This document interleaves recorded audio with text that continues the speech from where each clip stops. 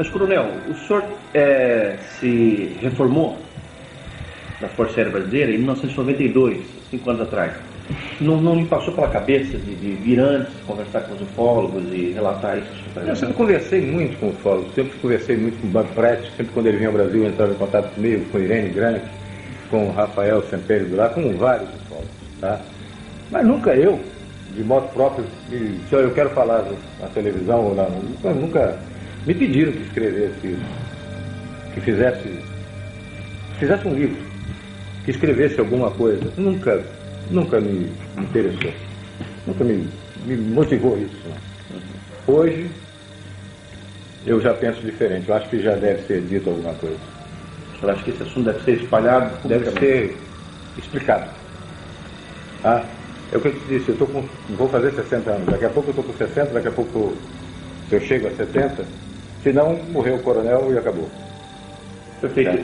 E por que o senhor procurou a revista UFO para dar essas declarações? O senhor confia que a revista vá fazer um trabalho de divulgação do que o senhor está falando sem distorção? Veja bem, eu vou falar de Jevaé. Há muitos anos atrás, em 1917, nessa época, mais ou menos 77, 78, por aí, estive conversando com o Jevaé. 87, 88. Por aí. Estive conversando com o Jevaé e não pude autorizar que se publicasse nada. Conversamos, mas não, sem autorização para publicação nenhuma. Tá certo? Isso foi obedecido. Ok? Então, anos depois, a coisa tinha mudado. Eu já estava na reserva, eu já podia falar sem complicação, tá? Sem problemas imediatos para minha força e para mim mesmo. E por saber da seriedade da revista UFO, do Jevaé e dos amigos com quem eu sei, tá, que colaboram com a revista, eu conheço alguns, me dá mais tranquilidade de falar, se não há sensacionalismo, não há a conotação de sensacionalismo e publicar uma matéria por simples motivo de venda, vender o assunto, e sim publicar para esclarecer o assunto. Perfeitamente, muito obrigado. Não há interesse monetário nisso. Coronel, como é que tudo começou? Como é que foi o estupim inicial? Primeiro, assim, como foi o seu interesse pelo ufologia? Foi anterior à Operação Prato? Não, veja bem, em 1952, 53, eu tinha 12 anos, para 13 anos, e estava na janela da minha casa em Belém e apareceu um objeto muito grande, tá, uma luz muito grande sobre a cidade. Eu vi, e no dia seguinte, estava publicado no jornal que tinha parado, inclusive, em cima de uma federação de escoteiros, Federação Educacional Infanto Juvenil, em Belém, FEIJ, F-E-I-J. Tinha uma competição de natação e tinha parado em cima realmente, todo mundo viu. Aí eu disse, olha, garoto, eu vi uma coisa e no dia seguinte estava no jornal. E aquilo despertou seu interesse? Eu sempre acreditei em vida extraterrena, sempre acreditei na possibilidade de que eles tivessem a curiosidade de estar nos observando, nos investigando, uma forma, num planeta com vida, alguma coisa de uma inteligência fora e estivesse observando, mesmo que o contato não fosse franco. O senhor chegou a entrar na aeronáutica por causa desse seu interesse pela vida fora da Terra? Sempre tive uma paixão muito grande pela aviação e pela vida militar. E como aviador, da FAB, o senhor foi chefe do serviço de intendente do primeiro comando? Foi. Quais eram as suas atribuições dentro desse cargo? Ela dava o suporte, todo o suporte administrativo e financeiro para as ações do comando. E quanto à seção de operações de serviços de informação, conhecido como A2 Aeronáutica, da qual o senhor foi chefe também? Sim, está muito ligada à segurança do Estado, certo? Muito ligada à segurança do Estado. Combate aos movimentos subversivos, ideias xenófobas que chegavam aqui, e aquela efervescência logo após a Revolução de 64, as ações de terroristas e grupos de Partido Comunista, essas outras coisas que a gente tinha que estar combatendo isso, era a segurança do Estado. Olha, consta do seu currículo também uma função bastante interessante. O senhor foi chefe do Serviço de Operações Especiais de Selva. O senhor deve ter um monte de experiências interessantes para contar a respeito disso. A Força Aérea, ela tinha uma ideia antiga de fazer um colar de fronteiras. Era a ideia de um brigadeiro que tinha muito conhecimento da Amazônia, uma pessoa inteligentíssima, o brigadeiro Camarão, João Camarão Teles Ribeiro.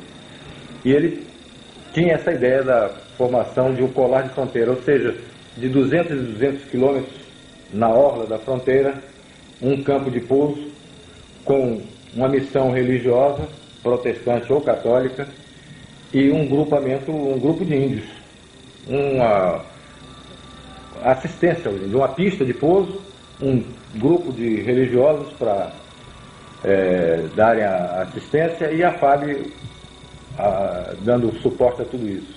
Eu, como paraquedista, eu tinha também essa maior facilidade, maior adaptabilidade a esse tipo de missão. Tá? Teve muitas missões muitas missões na selva. Conheceu muitos índios. Muitas tribos, muitos índios, abriu muitos campos. Aculturados. Aculturados, não aculturados. E a gente sempre trabalhava em algumas missões, muito em contato, sempre coadjuvando as ações do Paraçá. Tá? Meu grupo é o Paraçá? Paraquedista de salvamento. Search and Rescue. Paraquedista de salvamento. Paraquedista de SAR. Search and Rescue. Serviço de salvamento. O senhor tomou conhecimento de algum tipo de descoberta ligada à arqueologia? Alguma observação feita por militares na Amazônia ligada a esse tipo de problema? Sim, alguns colegas, principalmente um que me lembro que relatou que sobrevoando no meio da selva ficou surpreendido por uma formação piramidal. Estava coberto por vegetação e parece que ali tinha havido algum núcleo de alguma civilização muito antiga e que, abandonada, a selva tomou conta. Mas havia uma formação piramidal nítida, com ângulos perfeitos de uma pirâmide. Isso aí foi observado aonde? No Amazonas. No estado do Amazonas? Não posso te precisar exatamente, mas foi, se não me engano, na região do Rio Javari. Foi me relatado isso pelo coronel Valério. Está vivo ainda.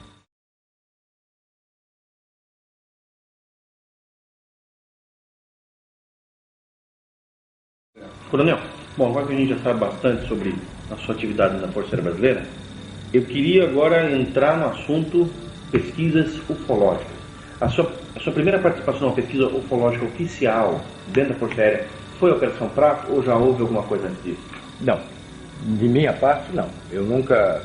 Minha atividade era exatamente segurança do Estado. Tá? As coisas que envolviam comprometimento da segurança nacional. Tá? Então a gente tinha ações contra, se diz Partido Comunista, essas formações de guerrilha, esses grupos que faziam assalto a banco e sequestro, essas coisas. Agora, a questão ufológica, o senhor já tinha conhecimento dos casos acontecendo pela Amazônia? Sim, claro. A gente ouvia falar sobre isso. Elas representavam de alguma maneira interesse ou preocupação por parte das Forças Armadas de que fossem uma ameaça externa também à soberania nacional? Não, como ameaça externa não. Era apenas encarado como um fenômeno que é até duvidoso. Alguns oficiais, a maioria deles, como uma coisa até duvidosa. E alguns até faziam muita gozação a respeito disso. Faziam muita brincadeira a respeito disso. Tá? A sorte dessa Operação Prato sair é que o comandante na época tinha interesse disso e acreditava nisso. Quem era o comandante? Protásio Lopes de Oliveira, brigadeiro comandante do 1º Comando. Está vivo ainda? Está, eu acho que está. Mora em Belém. E como é que surgiu a ideia da Operação Prato? Foi uma ideia sua? Foi uma ideia do comandante? Não. Foi uma coisa do governo? Eu não estava em Belém nessa época. Tá? 77? 77. Eu estava servindo em Belém, mas estava fazendo um curso em Brasília. Quando eu retornei do curso, me apresentei ao meu chefe da segunda sessão e ele me perguntou se eu acreditava em disco voador. Eu não sabia nem que estava ocorrendo essa operação. E esse chefe era o Coronel Camilo Ferraz de Barros. Ele perguntou se você acredita em disco voador? Eu acredito. Aí ele disse, então agora você está encarregado desse caso. Aí me deu a pasta com o início da operação para que eu tomasse conta do assunto e ficasse encarregado do caso. De onde veio a ideia da operação chamar-se Prato? De quem veio essa ideia? Essa ideia, eu dei esse nome porque o Brasil é o único no mundo, única nação no mundo que chama disco voador de disco voador. O francês chama de soucoupe volante. Soucoupe é pires. Soucoupe, pires voador. O português chama de prato voador. O espanhol chama de platilho volante. Tá? O inglês chama de flying saucer. É o pires. Eu sabia até como é que o russo chama também, mas não é disco voador. Não é. Tá? Então tudo é relativo a pires. Tá? Como a gente nomeia algumas operações, é uma espécie de código, e esse não podia ficar muito afastado da finalidade real da operação, não se poderia chamar a operação disco voador. Também não queria chamar de pires voador. E ficou mais um primo parecido dele, o Prato. Prato. Agora, o senhor disse que o senhor recebeu uma pasta desse seu chefe, quer dizer que já havia então em andamento alguma investigação a respeito? Sim, quando eu cheguei os agentes já tinham sido enviados para investigar. Por quê? Porque essa coisa estava acontecendo muito na região de Colares. É uma ilha que pertence ao município da Vigia, é uma ilha no litoral, já no água salgada, no litoral do Pará, frente à Baía do Marajó. O prefeito de Colares, da Vigia, mandou um documento, um ofício, o comandante do primeiro comar, porque essa coisa estava incomodando muito os pescadores. É uma ilha de pescadores aquilo ali. E estava incomodando muitos pescadores. Eles não conseguiam mais exercer atividade, não conseguiam pescar. Porque eram sobrevoados, voavam em torno das embarcações. Às vezes alguns até mergulhavam do lado da embarcação. Tá? Então, passavam a noite, acendiam fogueiras e soltavam muitos fogos. Os fogos de São João. Para afugentar o inseto. Quando havia o sobrevoo, isso. Então a população apavorada, ele pediu, como era coisa do ar, ele se dirigiu ao comando do primeiro comar, pedindo providências. E o brigadeiro mandou que fosse investigar. Houve em algum momento participação de Brasília nisso? Quer dizer, houve a instrução de Brasília para que fosse averiguado? Brasília pediu cautela, caução, a confidencialidade? Não participei, na época eu era capitão. Eu recebi a ordem. Eu não participei desse entrelaçamento. Tá? Era do brigadeiro para a sessão. Nós éramos da segunda sessão dele. Então, se houve, era entre ele e Brasília. Eu não tinha que cumprir a missão que ele me determinou. Voltando então ao fato, o senhor recebeu uma pasta com informações e passou a erigir a Operação Prato. Como é que o senhor estruturou, em que divisões, em quantas pessoas, em quantas missões? Como é que o senhor, enfim, organizou a Operação Prato para conduzi-la? Bom, eu era o chefe, na época capitão, e tinha 5 agentes. Às vezes 5, às vezes 6, às vezes 4, mas eram basicamente 5 agentes, sargentos, que trabalhavam na segunda sessão. E a gente, no local, quer dizer, em campo, a gente dividia, às vezes, a equipe em 2, 3 equipes, para 2 ou 3 posições de observação. Claro que em contato com o walkie-talkie, tá? Comunicação rádio. Os objetivos eram observar um disco voador, fotografar, atirar no disco voador, enfim. E realmente tirar a prova, botar a claro isso, tá? Porque todo mundo falava. Aí apelidaram logo essas coisas que estavam acontecendo, apelidaram o chupa-chupa, tá? E ficou conhecido na época como chupa-chupa. Mas a Força Aérea precisava saber o que estava realmente acontecendo. O que era isso que estava acontecendo no espaço aéreo brasileiro? Porque nós temos a responsabilidade sobre o espaço aéreo brasileiro, como Marinha sobre a água territorial brasileira, o mar territorial brasileiro. E o Exército, a parte de segurança de terra. A nossa parte tinha que ser cumprida. E qual é a origem, vamos dizer assim, desse nome? O que motivou, vamos dizer assim, esse tipo de denominação por parte da população em relação ao fenômeno? Bom, havia uma série de relatos de pessoas que tinham sido atingidas por uma luz e que julgavam que ele estivesse sugando o sangue das pessoas, porque realmente, depois a gente foi verificar, tinham algumas, principalmente mulheres, no seio esquerdo, uma marca, como se fosse 2 furos de agulha, tá? E em torno, uma mancha castanha, como se fosse uma queimadura de iodo, tá? As pessoas diziam que tinham sido sugadas, o sangue tinha sido sugado, uma parcela pequena do sangue tinha sido retirada. Então passaram a apelidar de chupa-chupa por causa desse fato. Porque uma luz vinha e incidia sobre a pessoa, e normalmente nas mulheres do seio esquerdo, homens no braço, na perna. Qual era a proporção? Quantas mulheres para quantos homens em média? Mais ou menos 8 para 10, em 10, 8 mulheres. Em 10 casos, 8 mulheres. E vocês documentaram os efeitos físicos, as marcas, as pessoas, foi tudo documentado? Foi visto, foi analisado, foi visto por médicos. Tá? Tanto se visto como parte da operação? Alguns foram conosco, não me lembro o nome deles.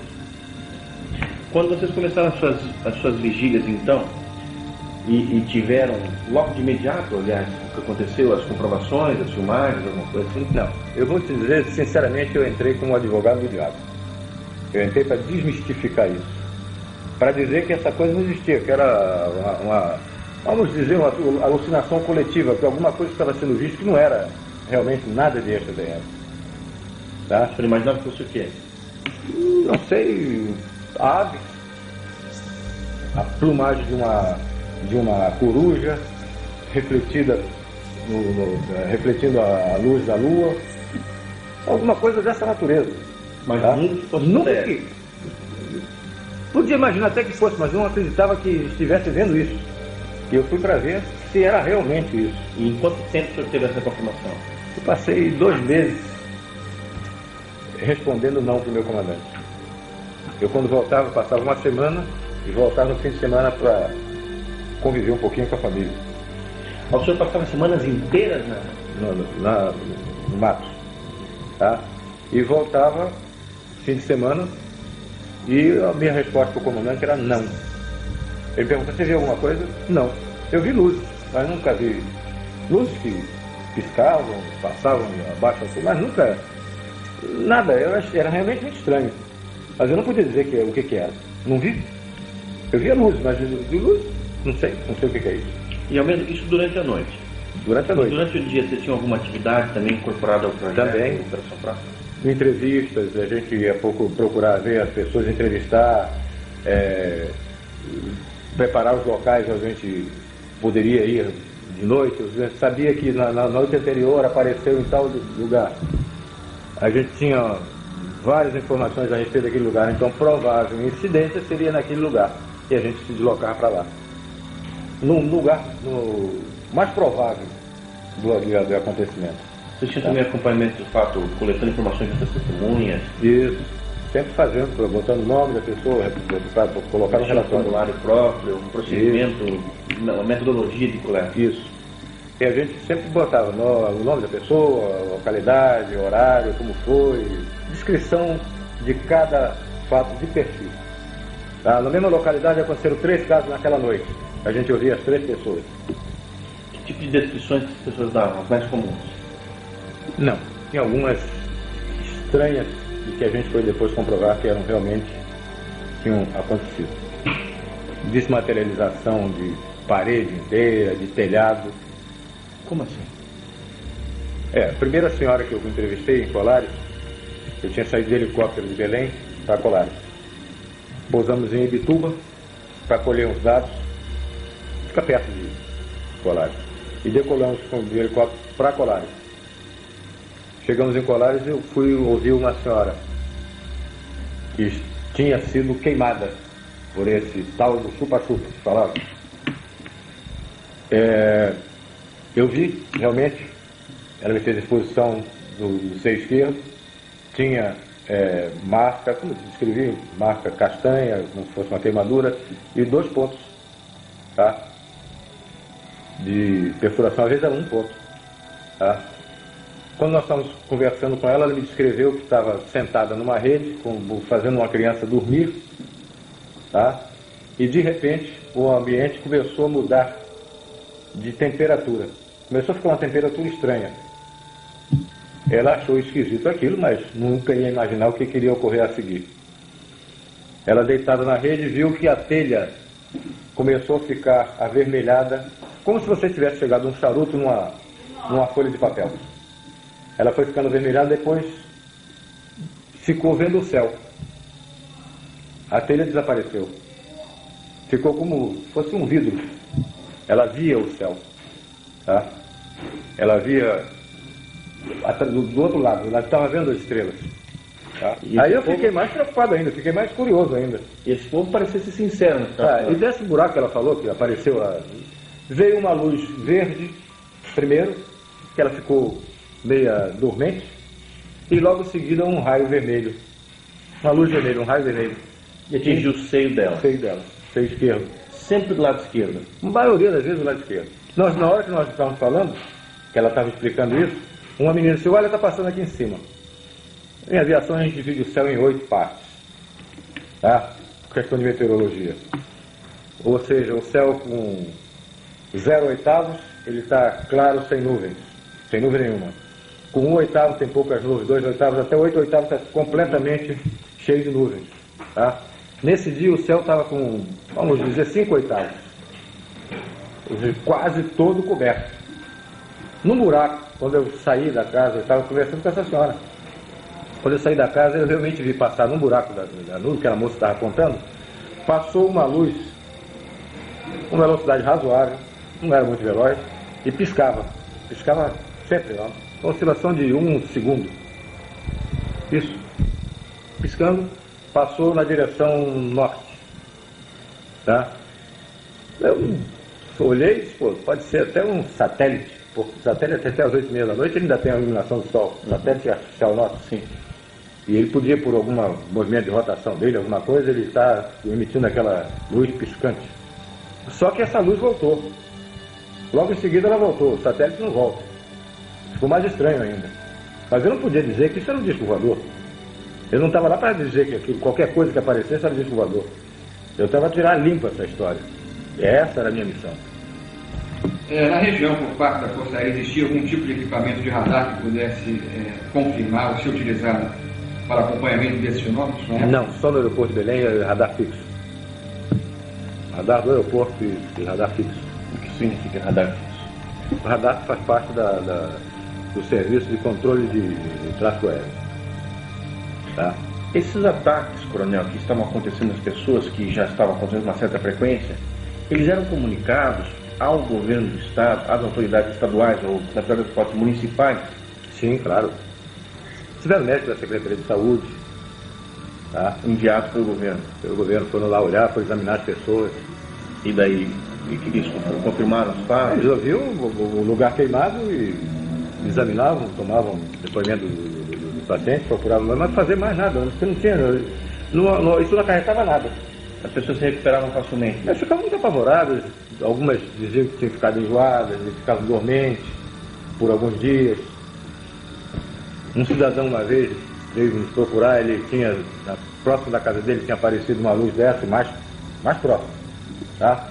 E focou na direção dele, já não era mais essa luz vermelha, uma luz com o foco de um helicóptero, mas não era helicóptero, era realmente uma nave. Ele correu dentro de casa, pegou uma arma, uma espingarda e apontou para de onde vinha essa luz. Veio uma luz mais forte, ele caiu, ficou dormente, ficou uns 15 dias com problemas de locomoção. Tá? Mas não houve nada sério, ele não foi atingido por nada, assim que por um projetil ou qualquer coisa dessa natureza. Apenas uma luz que cortava energia e que deixou ele sem movimento. E as autoridades federais, o governo federal, estavam avisados, estavam informados que esse tipo de coisa absurda estava acontecendo na região? Acredito que sim, mas eu desconheço. Eu apenas recebi a ordem do meu comandante, mais nada disso. E esses depoimentos que o senhor tinha dessas pessoas aconteceram logo no início da Operação Prato? Logo no início.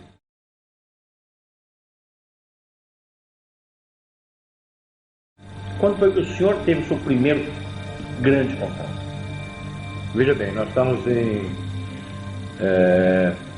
tivemos a informação de que na Ilha do Mosqueiro, tá, num lugar chamado Baía do Sol, a Ilha do Mosqueiro é uma balneário em Belém, tá? E na Baía do Sol estavam acontecendo coisas. Baía do Sol é muito próximo de Colares. É uma outra ilha. Colares é uma ilha e a Ilha do Mosqueiro é outra.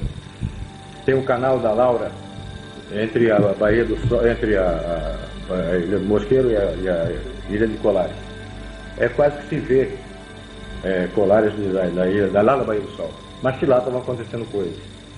Nós, como estávamos investigando tudo, e qualquer indício era pesquisado, nós nos deslocamos para a Baía do Sol. Eu sempre era questionado pelos agentes que tinham mais fé do que eu de que aquilo estava acontecendo, porque quando eu cheguei, eu já peguei o bonde andando. Eu disse que eu estava em Brasília. Quando eu voltei, é que me passaram essa lição. Tá? Ele disse, mas, capitão, o senhor não acredita, não? Eu disse, não, para mim não. Para mim isso alguma coisa que eu ainda preciso saber o que é. Dizer para você que é disco voador, eu nunca vi um disco, eu vi luz. Eu não vi disco. Então para mim isso não é disco voador, não é prova que eu fique satisfeito. Eu estou vendo coisas estranhas, mas não posso lhe dizer o que é. E um deles, o suboficial Flávio, ele até brincou comigo, o senhor não quer que essa coisa dê uma volta em cima do senhor, acenda a luz, faça tudo, faça uma voltazinha em cima do senhor, um passeio, só para o senhor acreditar. Eu disse, mas seria interessante isso. Já fica difícil uma luz dessa fortuita, uma coisa que pode ser uma coruja, ela adivinhar que você está brincando desse jeito. E, por coincidência, na Baía do Sol aconteceu isso. Nós estávamos conversando e... Que dia foi, senhor tem? Mais ou menos novembro, outubro, novembro, foi logo no início da operação. 77, né? 77, é. Apareceu uma luz, tá? Veio de norte, no sentido norte-sul, na nossa direção, a média altura, tá? E realmente quando chegou, ela se deteve e fez um círculo em torno, depois foi embora. Aí eu levei uma gozada da turma, do sargento, chegou, e agora, cara? Eu disse, não sei, ainda não vi. Tá? A luz era de que jeito? Você, sabe essa solda de metal? Maçarico? Não, essa solda elétrica. Quando era menino, os caras soldavam um brilho de bonde, fica aqui que a gente não consegue enxergar. Tá? Um brilho azul, forte. Era isso. Era um brilho dessa natureza, azul, muito azul. Mas dava para se ver, não se via a forma, se via a luz. Vocês fotografaram esse objeto? Fotografamos. Levamos um baile de 2 meses. Não saía nada. A gente enchia o quadro da fotografia, via, eu estava vendo a luz forte, fotografava, pô, agora vai sair. Não saía nada. Não vimos nada. Quando a gente pegava o negativo, não tinha nada ali. Várias vezes aconteceu isso? Várias. Nós levamos um samba de 2 meses. Até que aconteceu uma coincidência. Eu acho que coincidência não existe, mas aí foi um fato inusitado. Eu estava analisando e muito triste, muito chateado, porque eu não conseguia imprimir aquelas imagens na emulsão fotográfica. E na minha mesa tinha uma lanterna que eu usava em operações de selva. Estava lá, nem sei porquê, porque talvez eu estivesse revisando do equipamento de selva, fazendo manutenção dele, e a lanterna estava em cima da minha mesa. E eu estava olhando os filmes, os negativos. Vendo que não aparecia nada? Nada. Eu olhando muito triste, pô, a gente encheu o quadro e não apareceu nada. Eu observei que a lanterna, ela tinha lá, numa extremidade, ela tinha uma lanterna normal. Na outra extremidade, a outra ponta, ela tinha uma capa vermelha, que servia para sinalização em selva, tá? Uma seleção vermelha. Como você bota um sinal no carro, né? Fica aquela luzinha vermelha. Se você tirasse aquela capa, ela tinha uma tampa, ela tinha um vidro fosco. Eu olhei aquilo e me lembrei que os médicos examinam as radiografias no radioscópio, que é um quadro opaco com luz por trás, e eles colocam a chapa radiográfica ali para examinarem, para ver o contraste de luz e sombra, né? E eu olhei e disse, pô, eu estou com um radioscópio aqui, eu nem sei se é esse o nome que chamam esses aparelhos médicos, mas eu peguei uma fita, um filme, e coloquei ali.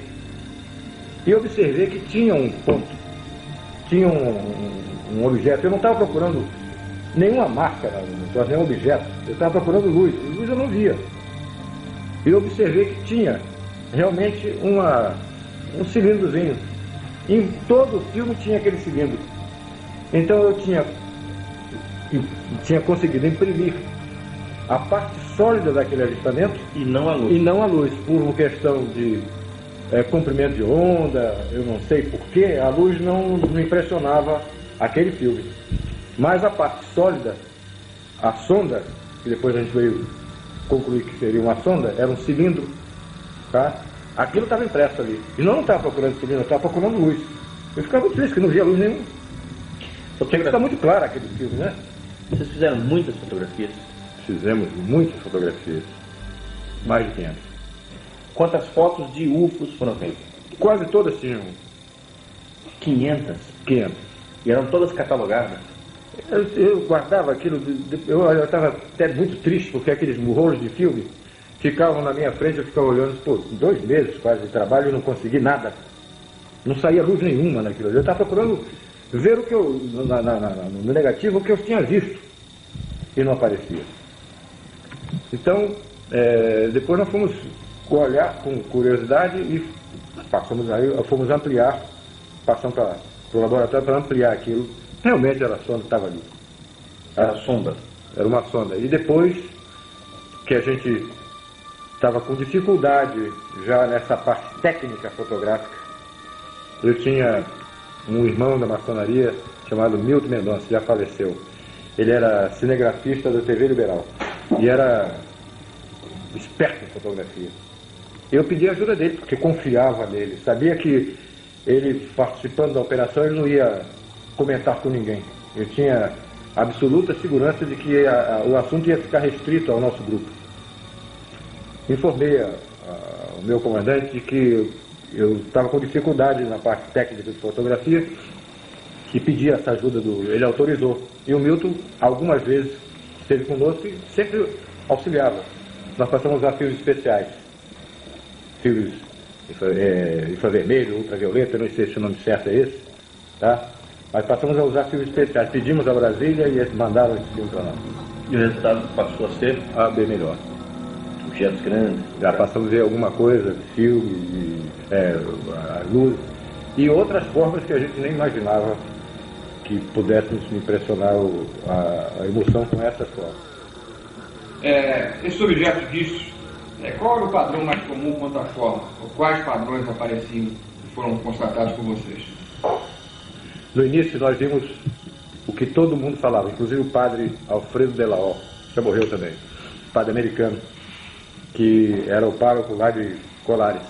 Ele me falava de uma sonda que ele tinha visto várias vezes, era como se fosse, e mais ou menos do tamanho de um tambor de óleo de 200 litros. Essa sonda voava com um voo irregular, ela não tinha um voo seguro, ela voava como se estivesse balançando. E emitia luz. E às vezes andava uma ou duas juntas.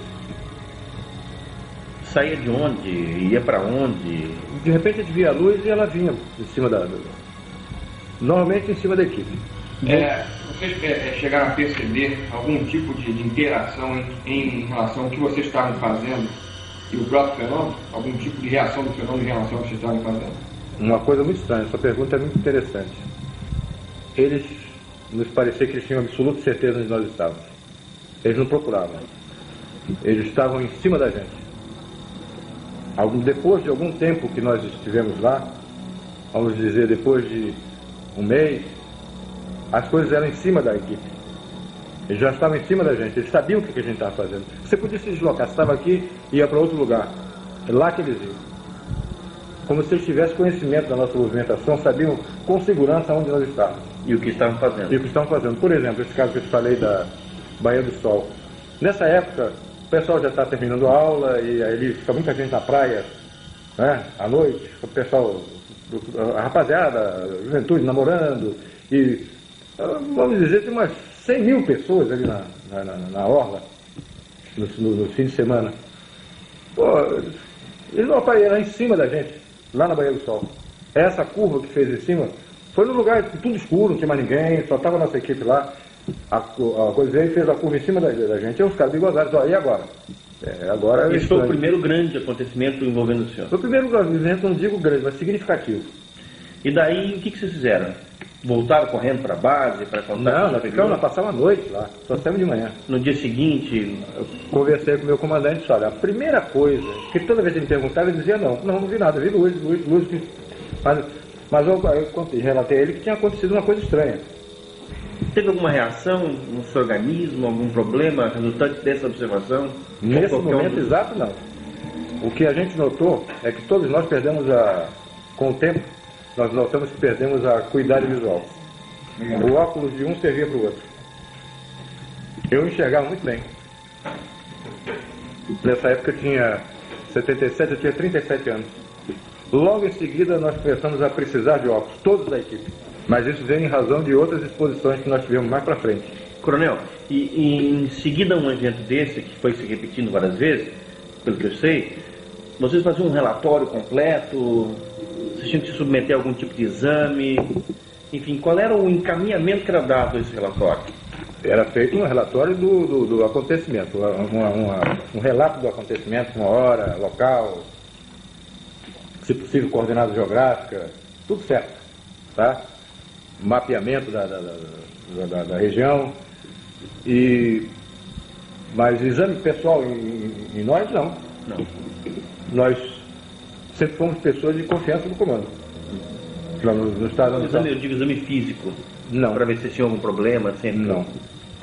E o comandante, quando recebeu a notícia de que alguma coisa finalmente havia acontecido, que lhe havia convencido, como ele reagiu? Ficou mais satisfeito, mais alegre. Me pareceu, a reação dele foi de muito agrado.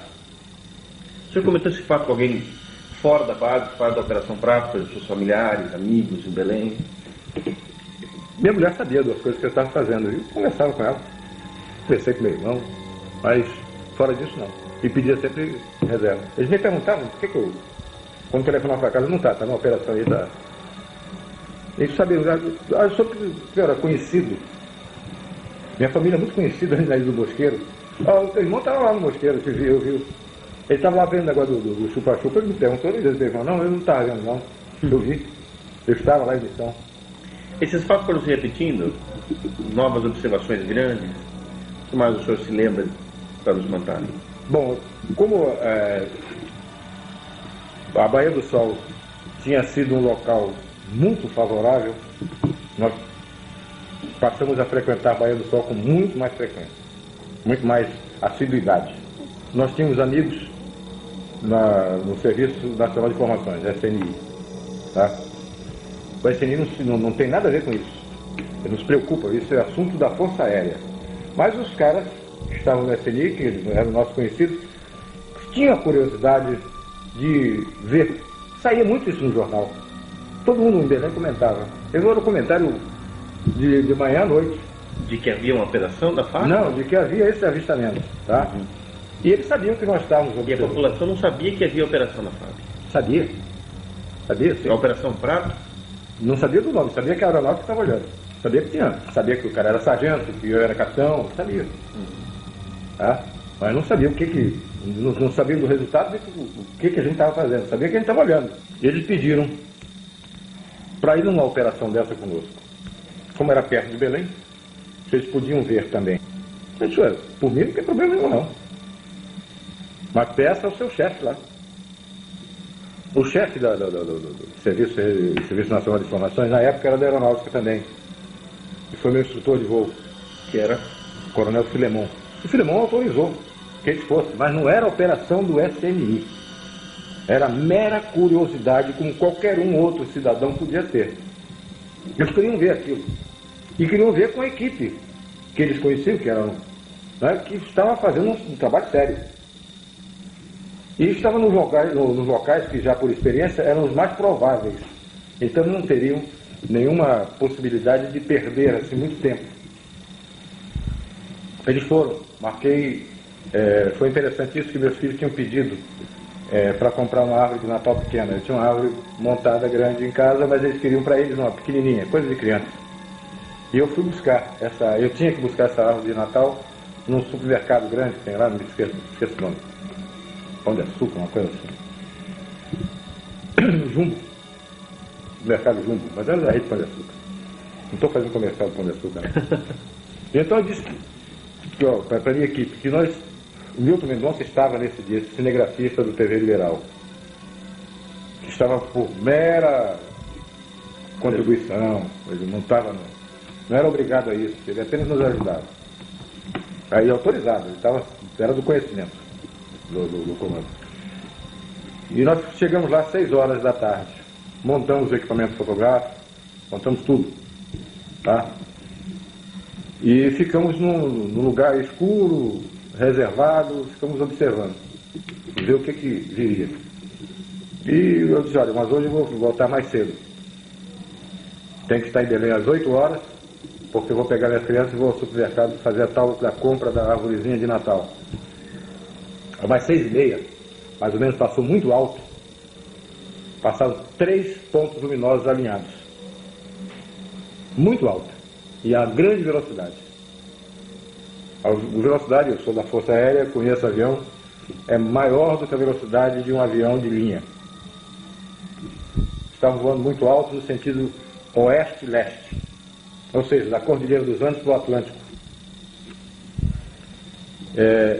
Muito alto. Passaram os 3, uma velocidade muito grande. E, 7 horas da noite, mais ou menos,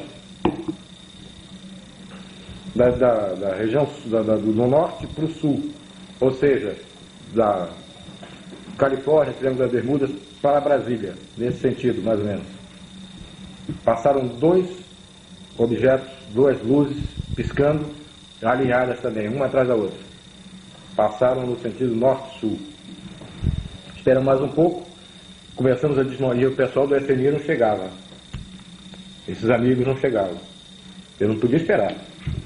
Então nós começamos a desmontar o equipamento, guardar nas caixas e colocar no carro. Quando eles chegaram e perguntaram, eu até brinquei com eles, foi que houve? Marquei 6 horas, vocês chegaram 7 e pouco. Aí disseram, tem um problema na saída e tal, coisas de trânsito. E eu disse, aí ele me fez uma pergunta idiota, um deles me fez uma pergunta idiota. Ele disse, olha, passou agora, se vocês estivessem aqui comigo, 6h30 passaram 3 luzes muito altas, mas vocês teriam visto. E às 7 horas, de novo. Mas agora eu estou indo embora. Aí perguntou, e que horas passa a outra? Eu digo, eu não sei, isso não é bom de pôr. Não é? Que horas passa a outra? Perguntou, fez a pergunta idiota. E que hora passa a outra? Eu digo, eu vou saber, pô. Fica aqui como eu fico a noite inteira, pô, olhando para cima. Tá? Aí, mas quando nós estamos conversando isso, um deles disse, olha aqui, em cima. Olha para cima, nós olhamos. Aí o herói brasileiro tremeu nas calças, porque eu olhei e tinha um troço enorme em cima da gente, um disco preto, escuro, parado em cima da gente. Não estava mais de 150 metros de altura. Ele estava parado em cima de onde nós estávamos. Sem luzes, não, tinha uma luz, ruído. Tinha uma luz no meio, tá? Amarela para âmbar, tá? E fazia um barulho assim de ar-condicionado. E alguma vez assim, aparecia esse barulho de bicicleta, aquela catraca de bicicleta. Fazia um barulho assim como se fosse uma catraca de bicicleta quando você pedala ao contrário. Tá? Aquele troço parado com aquela luz no meio. Mas uma coisa muito grande. Eu acredito que uns 30 metros de diâmetro. Tá? Aquele troço parado em cima da gente. Nós ficamos olhando e logo em seguida começou a emitir uma luz amarela muito forte. Clareava o chão. Muito forte. Ele repetiu isso a intervalo curto, umas 5 vezes. Qual foi a reação do pessoal do CNI? Não, de todo mundo, não foi só do CNI, não. Olha, foi tão inusitado, eu nunca tinha visto isso, já estava quase 2 vezes nessa história, e nunca tinha aparecido dessa forma para a gente. Tá? Que, olha, não deu ideia de abrir o carro, montar a máquina, que também não dava tempo. A máquina estava desmontada e guardada nas caixas no carro. Nós ficamos olhando, assustados. Essa coisa iluminava aquele luz amarela forte, apagava, iluminava de novo, fez isso 5 vezes. Latejando. Assim. Isso. Um intervalo de assim, 2 segundos, quando apagava, 2 segundos depois, ou 3 segundos, começava de novo. Ele era estava uma luz dando uma progressiva. demonstração para vocês. Era uma luz progressiva. Ele não fazia pum, clareava, como um flash. Ela ia crescendo. Depois voltava do mesmo jeito. Era Sentindo pulsando. que alguma coisa que tinha a ver com vocês ali. Isso, em cima da gente. Ele tá parado em cima da gente. No lugar nós estávamos escuros, ninguém sabia que ele estava lá. Só nós e ele, né? Agora eu sei que só nós e Houve ele. alguma outra ocasião em que outras equipes de outros órgãos do governo? Não. O que eu sei é que houve um vazamento dessa operação, dessa incidência de avistamento. Eu acredito que o foco disso foi no Aeroclube. Tá? E Aeroclube de Belém. de Belém. E uma equipe um jornal da época, não sei se esse jornal existe, eu acho que ele foi comprado, era o jornal, parece que era o Estado do Pará. A equipe do Estado do Pará foi para o lugar onde a gente ia, eles foram mamar na teta, né? Eles já sabiam onde é que a gente estava, eles foram por ali. Nesse dia nós não estávamos lá, nós estávamos em outro lugar. Eles foram ver essa coisa e não se deram muito bem, não. Tá? Viram alguma coisa? Viram uma coisa que eles nunca mais voltaram para ver. Eles juraram que nunca mais fariam uma missão dessa. O que aconteceu? Eles viram uma luz se aproximando, essa luz veio muito baixa, entrou para esse canal que eu falei para você, que fica entre a ilha do Mosqueiro e a ilha de Colares, o canal da Laura, chama de Boca da Laura. Ele entrou para lá no rumo desse canal, eles pegaram o carro e foram para lá.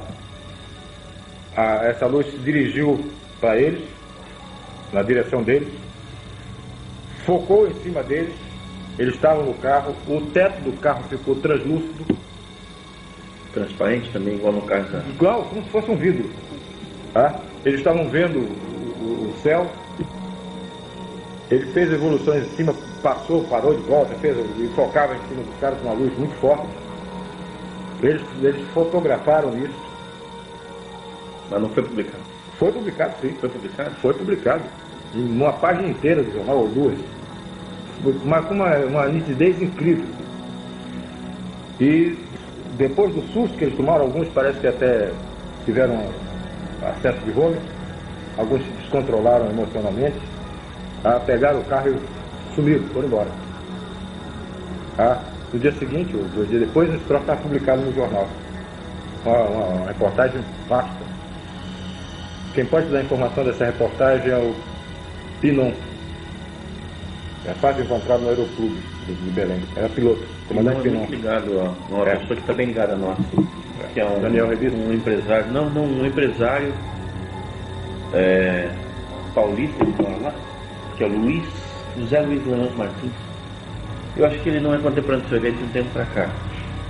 Enfim, em algum momento da Operação Prato, vocês estavam toda hora mandando relatórios do que acontecia lá para a chefia, né? Mas em algum momento vocês perguntaram se haveria possibilidade de informar a população sobre isso? Não foi feita essa pergunta porque a gente sabia que não era possível. Não seria cabível essa pergunta ao comando, porque isso era assunto de coletar dados e entregar ao comandante. Isso era tratado com confidencialidade. Isso. Nós tínhamos que coletar dados, documentar, fotografar, que o máximo possível e entregar, informar ao comandante. Daí para frente o destino era dele. Ele que daria. O senhor tem ideia do que era feito nesse caso? Claro, o tratamento era feito por nós, ele era preparado, era classificado. Depois que o senhor tem ideia que ele fazia com material de informado ao comandante e depois era arquivado.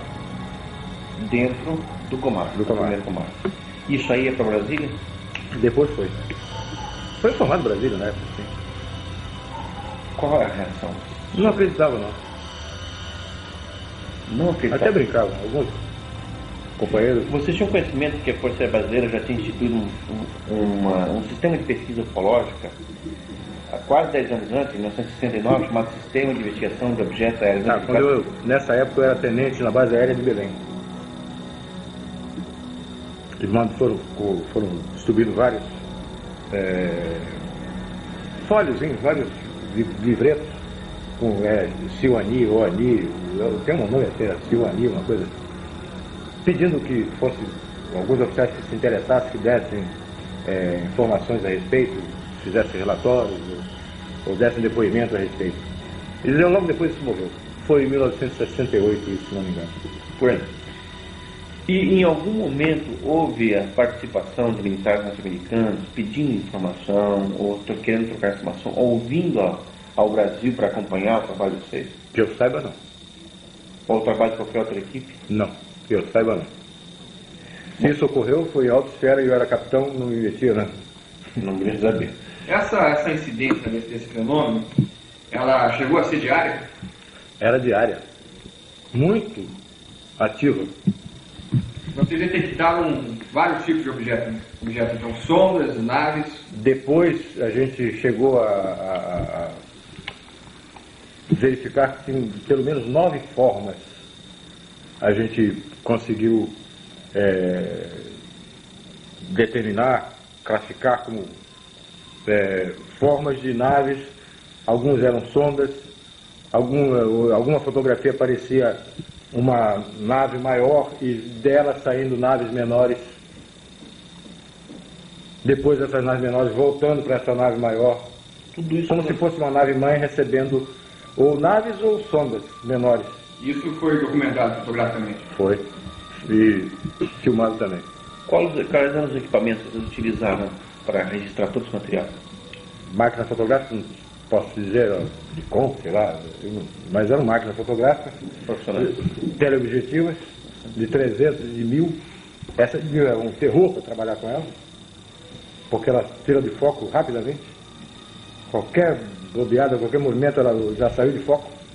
Era um terror, era um trambolho enorme, uma bicha desse tamanho, enorme, que a gente não conseguia operar muito com ela, não.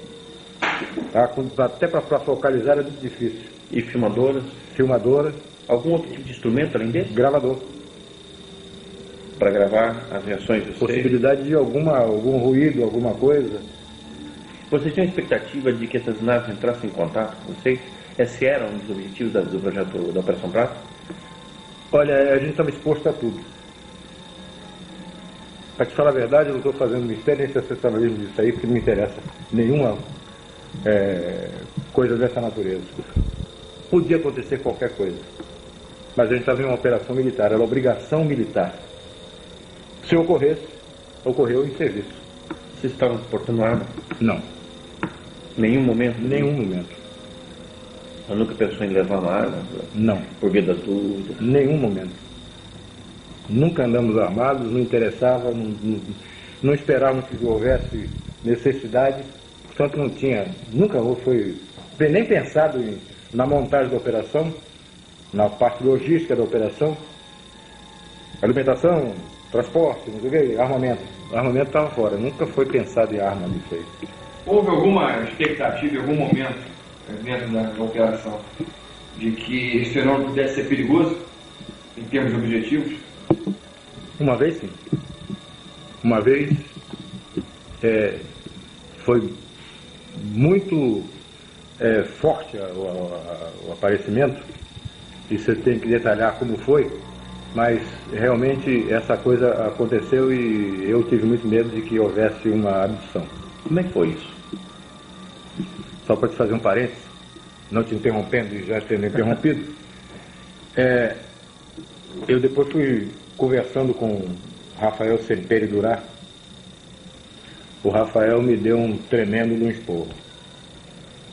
Me chamou de maluco, de irresponsável, tá? E disse: você está proibido, você tem comandante, mas eu que sou seu amigo estou lhe proibindo de fazer uma coisa dessa. Nós estamos numa embarcação, ancorada na margem do rio, e a coisa parou na frente da gente a 70 metros. Como é que era essa coisa? Bom, para te responder essa pergunta, eu tenho que dizer por que nós estávamos lá. Vamos ouvir então a história completa.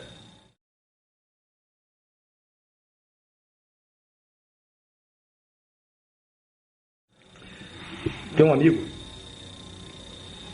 que era oficial, da FAB, na época capitão Vito polonês, Vito Jamielniaski, é um nome difícil, aliás, mas fica só com o Vito que fica mais fácil. E o Vito gostava muito de pescar.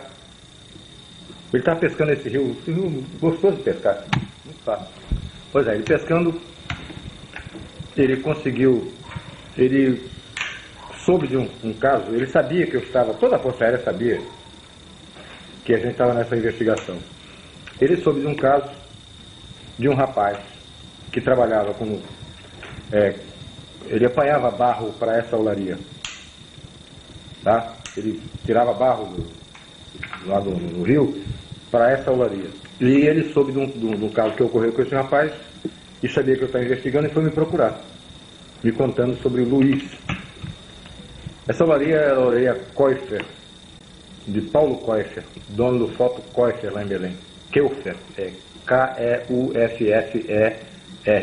E ele me falou sobre esse Luiz. Eu mandei buscar o Luiz. Mandei um agente lá com o carro apanhar o Luiz, que eu queria conversar com ele. Ele me contou um fato incrível.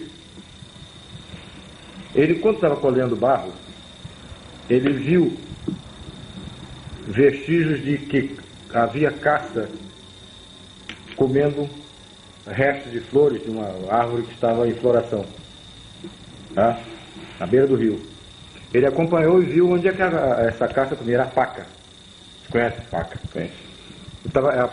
Tinha uma paca comendo nesse lugar. Eu disse, pô, eu vou voltar para pegar essa paca, tá? Vou matar essa caça aí. Levou o barro para a olaria, esvaziou o batelão, era uma embarcação de uns 7 a 9 metros, motor de centro. Ele foi, deixou o barro lá, esvaziou a embarcação, passou na casa dele, apanhou uma espingarda e voltou para lá de dia. Preparou um giral, onde ele pudesse ficar, numa árvore baixa, armou uma rede e ficou com a lanterna e a espingarda lá para esperar que a caça chegasse para ele atirar. Escureceu, ele estava lá em cima no giral, sentado na rede dele lá, esperando ouvir algum barulho para começar a se preparar para atirar na caça. E passou por cima dele uma luz muito forte. A luz passou e logo depois voltou e parou em cima dele. Parou em cima do centro dessa nave que ele me descreveu, e não era de forma discorde, não. Era uma forma como se fosse a cabine de um Boeing, uma forma elipsoide. Do bojo do ventre dessa nave, abriu uma porta e desceu um ser, com forma humana. Desceu, eu perguntei a ele se desceu por escada de corda ou de metal, alguma coisa assim. Ele disse, não, ele desceu sim, tinha um foco de luz. Ele desceu, né, com os braços abertos assim, forma de delta. Ele desceu. Quando ele se aproximou, quando ele viu que ele ia descendo, ele pulou fora. Ele pulou dali onde ele estava e se escondeu próximo. E ficou observando, botou um galho, um ramo de árvore no rosto, e ficou vendo o que estava acontecendo. Esse ser chegou, tinha uma luz vermelha na mão. Ele não era uma lanterna que ele segurasse, era uma coisa que talvez estivesse por aqui, assim, na palma. Ele, uma luz vermelha na mão, ele desceu, examinou a rede dele, examinou o lugar onde ele estava, e ele estava com um ramo de folha na frente, né, olhando, escondido lá, morrendo mesmo. Esse ser depois não procurou, não ficou vasculhando, procurando onde ele estava. Ele foi direto onde ele estava. Ele focou direto onde ele estava. Era uma luz vermelha. Quando ele viu que tinha sido localizado, ele correu por dentro da vegetação. O rio ali sofre muita influência, sofre total influência da maré. Ele baixa e sobe de acordo com a maré. Vira uma lama para isso. Ele saiu por ali, para aquela margem, tropeçando em tronco, em raiz, e com dificuldade de caminhar. Esse ser voltou para a nave, e a nave passou a entrar na calha do rio. E perseguia ele a baixa velocidade, só que ele estava dentro do rio. A altura das árvores. Algumas vezes abaixo da copa das árvores, no cavado do rio. E acompanhando, mas bem devagar, e ele estava com dificuldade de andar. Como ele pretendia caçar e voltar, ele não entrou com o barco, porque senão o barco seria encalhado com a baixa da maré. O barco ficou num lugar onde tinha flutuabilidade. E nesse barco tinha um garoto de 9 anos de idade, na época, e um amigo dele que ficou tomando conta do barco. E ficaram pescando siri. Tem muito siri nesse rio. Eles ficaram pegando siri. E o cara estava ouvindo com o radinho o jogo do Campeonato Brasileiro, esse jogo de futebol que passa a noite. Aí estava ouvindo.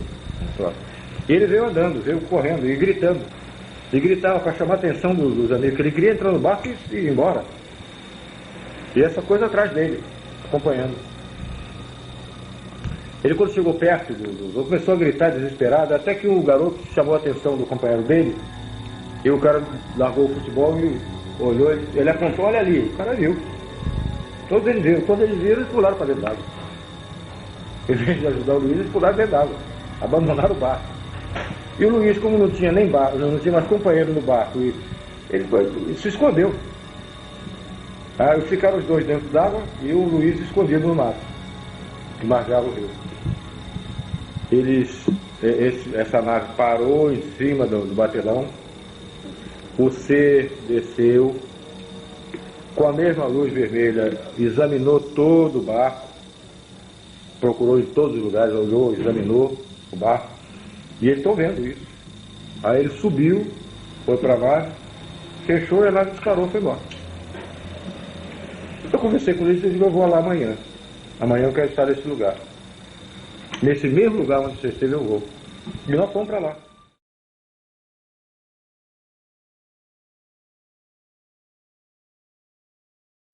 Conversamos com o Paulo Costa, que é o dono da olaria, ele autorizou e nós fomos para lá.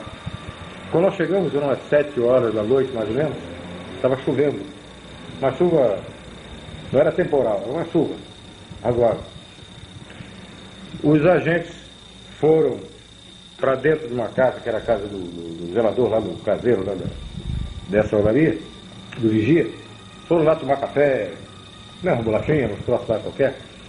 E eu não ia me preocupar com café, com coisa, eu era o chefe da equipe. Eu não podia estar me preocupando com café nem bate-papo. Eu estava lá olhando, fiquei olhando para ver se viu alguma coisa, se alguma coisa acontecia. Realmente, quando eu estava do lado de fora, veio não vi uma forma, era uma coisa escura. Não deu para detectar a forma, se era biscoito, se era oito, não dá. Estava chovendo. Mas você via a luz. Uma luz verde, forte, e uma luz vermelha. E esse troço fazia um barulho. Um barulho de ar condicionado, mas bem mais forte, parecia que fosse uma turbina. Aquele barulho de turbina. Não era barulho de jato, era um barulho de uma coisa girando, uma coisa. Isso dá para entender? Não é diferente. Não é barulho de jato. Era uma coisa como liquidificador, vamos supor. Era mais forte do que ar condicionado. Esse troço passou em cima de onde nós estávamos, em cima de onde eu estava. Estava na porta da casa e estava chovendo. Eu estava olhando. Ele passou, livrou a árvore e saiu. Mas estava muito baixo. O avião não faria isso nunca. O piloto que fizer isso é morto, é defunto.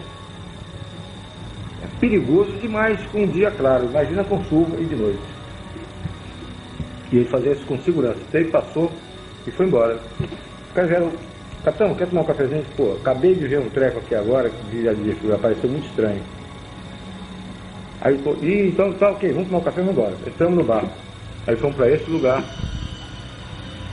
aonde o Luiz tinha estado. Paramos, o barco descia, fui andando, foi até a árvore onde ele tinha feito o giral. Aí ficamos ali embaixo.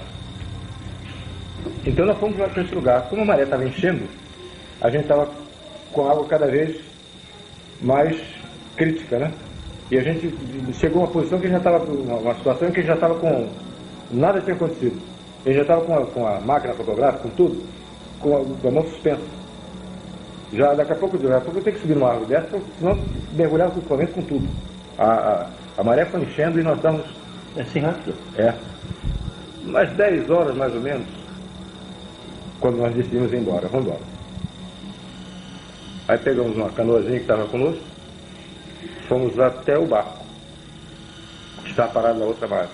Salvamos o equipamento e a gente não morreu afogado. Aí fomos lá, deixamos o equipamento no barco, pô, ficamos lá. Agora eu vou ficar mais um pedacinho. Ô, capitão, você não vai voltar? Não, vamos ficar mais um pedaço aí. Mas 11 horas. Nós ficamos conversando, distraindo, fumando cigarro e tal. E lá no fim, o rio afunilava. O rio, nós estávamos numa posição, na margem esquerda do rio, direita do rio, e o rio, a gente viu o rio fechando lá na frente, afunilando lá na frente. A mais ou menos uns 2.000 metros, passou, vinha da esquerda, do norte para sul, cruzando o rio, uma luz muito forte, amarela, âmbar, como um sol, mas muito baixo, em cima das árvores, e cruzou o rio na mesma posição, mais ou menos, onde fica a casa do vigia, onde eu tinha visto a primeira coisa. Passou da região de vigia. Do vigia da olaria. Do vigia da olaria. Tá? Dessa olaria do Costa. Aí passou muito baixo. Iluminava o rio. Aí foi filmado isso. E no filme aparece ele tremeluzindo. Uma coisa assim. Uma luz que eu não sabia. Como se fosse uma chama esquisita. É. E aparece o rastro dela, a luz dela no rio. Foi filmado isso. E foi bem filmado.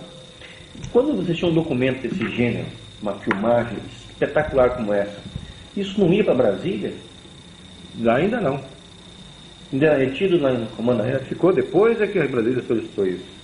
Eu não acredito que o Brasília acreditava muito nessa história, não. Tá? O Brasília achava que era o quê? Não sei. Meia dúzia de tanta coisa se fala. Biruta no meio do mato, pesquisando. Eles não queriam se expor, né? Talvez o um negócio, a gente vai dar crédito a uma coisa dessa e tal, mas tinha colegas deles lá. Isso que os caras estão fazendo? Será que é verdade isso? Bom, isso foi 11 horas. A gente registrava a hora, a altura, direção, essas coisas todas que tinha que se preencher o relatório. Esse agora mesmo é que eu não saio daqui. Agora nós vamos ficar. Mas não tínhamos levado comida, não tínhamos levado café, não tínhamos levado nada. Água, nada. Aí o Luiz se propôs a ir à casa dele, no casebre na beira do rio, para fazer um café, trazer alguma coisa, pão, bolacha, sei lá o que fosse, para que a gente pudesse ficar mais à noite, beber água e tomar um cafezinho, um negócio. Aí ele saiu com um barquinho e tinha no meio do rio uma ilhota. Não tem mais do que 15 ou 20 metros de largura, não, mas é muito comprida. Parecia um submarino no meio do rio. Tá? Tem vegetação. Ele saiu com o barco e desapareceu nessa ilha. Nós não vimos mais o Luiz. Ele foi remando uma canoazinha, uma pirogazinha pequenininha. Ele saiu com um garotinho, um menino de lá, que foi com ele, foram remando, desapareceu do rio. Nós não vimos mais. Logo que ele desapareceu, não demorou muito, eu estava em pé, em cima da tolda do barco, e os agentes conversando, mas era o chefe, não podia estar me dando a luz de estar tendo essas facilidades. Eles estavam lá à vontade, quem comandava era eu, então eu tinha que estar a risco. Veio do meu lado esquerdo, eu estava de frente para o fim do rio, para o começo do rio, aliás, onde nós vimos, da olaria. Do meu lado esquerdo vinha uma luz muito forte, a mesma luz amarela muito forte. Eu vi aquela coisa se aproximando e fiquei quieto. Depois que eu vi que era muito forte e que estava continuando vindo na direção, eu chamei a atenção dos agentes. Olha lá, aqui é direito. Os caras olharam, prepararam máquina fotográfica, filmadora, tudo. A coisa veio, mas estava baixo. Estava uns 200, 250 metros. Não estava muito alto, não. Passou em cima da gente. E quando chegou perto, na margem do rio, apagou aquela luz amarela, aquela luz forte, amarela, aquele sol amarelo, que a gente não via a forma, só via a luz. Apagou, de repente. Aí nós vimos uma forma estranha, uma forma de uma bola de futebol americana, aquela bola de ponta, tá? Aquela bola de futebol americana, muito grande, e como se fosse esse abajur, translúcida, tá? Só que tinha janelinhas no meio, toda a extensão dela tinha uma janelinha. Eu não vi ninguém atrás daquela janela, mas que tinha janela, tinha, tá? E era uma coisa muito grande, mais ou menos uns 100 metros, bem grande, uma bola de futebol americana grande passando em cima da gente, a baixa altura, e fazia um ruído estranho, fazia um ruído de esse ar-condicionado. Quando ele passando devagar em cima da gente, de propósito, devagar, bem devagar. A máquina filmadora estava acionada e o mecanismo dela faz um ruído.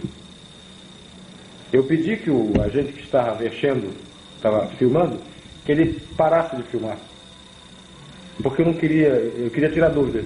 Eu não queria confusão desse ruído da máquina com o ruído que eu estava ouvindo. Aí ele bati no japonês, eu falei que o cara era japonês, bati no japonês e ele parou. Um é Flávio, o outro é japonês. É. Ele parou de... Você está ouvindo? Ele estou. Era esse barulho da catraca. Aquele... Tinha um barulhozinho desse esquisito lá no meio. Tá? No meio desse barulho, esse oscilante. Tá? Aí ele continuou filmando, fotografando e tudo. Essa coisa passou, foi embora.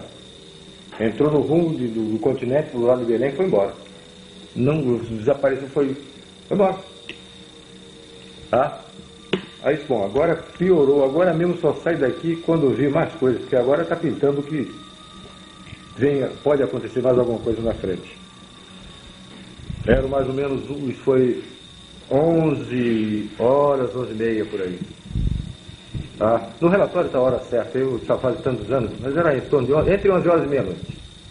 Tá?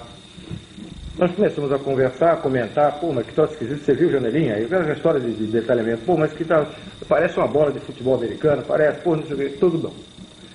1h da manhã, entre 1h30, no relatório está preciso isso, ela veio acompanhando a mesma luz, só que não era mais âmbar, né? Era uma luz azul, muito forte. Ela veio acompanhando a lateral, a margem do rio oposta onde nós estávamos. Ela veio acompanhando e a gente vendo, olha ali. Olha lá, e veio, quando chegou na direção da ilha, ela entrou na direção de Belém.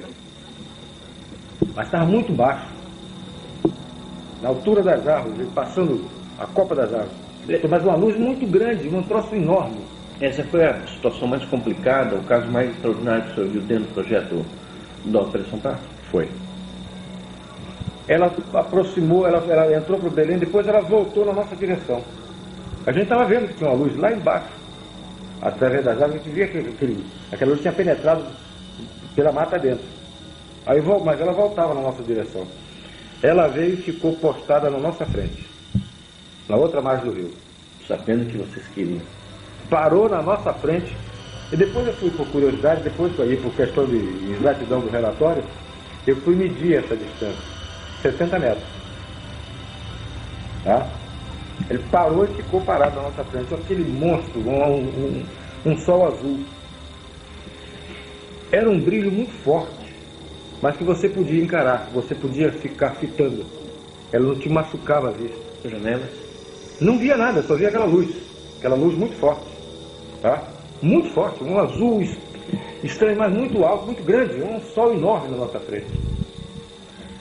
Imenso, um troço inacreditável, incrível. Nós ficamos parados olhando, e agora? Aí eu fiquei com medo. Pô, agora está muito perto. Estava do outro lado do rio. É menos do que a distância de gol a gol no campo de futebol. É imenso. Tá? Parado aquela coisa na nossa frente. Nós ficamos olhando, ele demorou assim uns 3 minutos, talvez, com essa luz azul, e a gente olhando. E ninguém falava, e filmando, fotografando e tal. E a gente olhava e disse, porra, agora? De repente essa luz azul apagou. Pum! Rápido. E apareceu o que estava atrás dessa luz, o que estava emitindo essa luz. O objeto era essa bola de futebol americana que estava em pé na nossa frente.